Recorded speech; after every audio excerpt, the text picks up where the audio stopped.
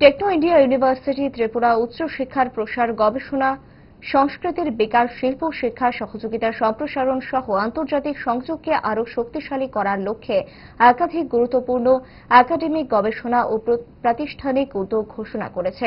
আজ আগরতলায় সাংবাদিক সম্মেলনে এই ঘোষণা করা হয়। সংবাদ সম্মেলনে উপস্থিত ছিলেন বিশ্ববিদ্যালয়ের উপাচার্য প্রফেসর ডক্টর রতন কুমার সাহা, ছিলেন বিশ্ববিদ্যালয়ের বিভিন্ন একাডেমিক ও প্রশাসনিক বিভাগের ঊর্ধ্বতন আধিকারিকরা।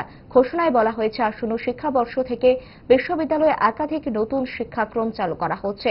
এর মধ্যে রয়েছে পারফর্মিং আর্টস বিষয়ে স্নাতক ও স্নাতকোত্তর কর্মসূচি। সেখানে নৃত্য, নাটক ও সঙ্গীত অন্তর্ভুক্ত থাকবে। এই পাঠ্যক্রমগুলি ভারতের সমৃদ্ধ সাংস্কৃতিক ঐতিহ্য সংরক্ষণ ও বিকাশের পাশাপাশি শিল্প ও সৃজনশীল ক্ষেত্রকে পেশা হিসেবে বেছে নিতে আগ্রহী শিক্ষার্থীদের জন্য নতুন সম্ভাবনার দ্বার উন্মোচন করবে।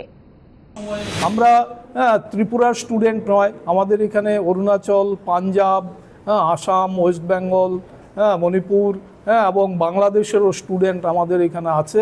এরা আমরা চেষ্টা করি একটা ডিসিপ্লিনড ওয়েতে, যে সুনাগরিক হয়ে শুধু শিক্ষা নয়, ক্লাসরুম শিক্ষা নয়, এবং কোয়ালিটি এডুকেশনও আমাদেরকে দিতে হবে, এবং সামাজিক এবং মানসিক বা সামাজিক দায়বদ্ধতাও ওদেরকে শিখিয়ে দিতে হবে, এবং আমাদের বিভিন্ন রকমের যে কারিকুলাম সেগুলো যাতে মাল্টিডিসিপ্লিনারি এবং স্টুডেন্ট সেন্ট্রিক এডুকেশনকে আমরা অগ্রাধিকার দেই।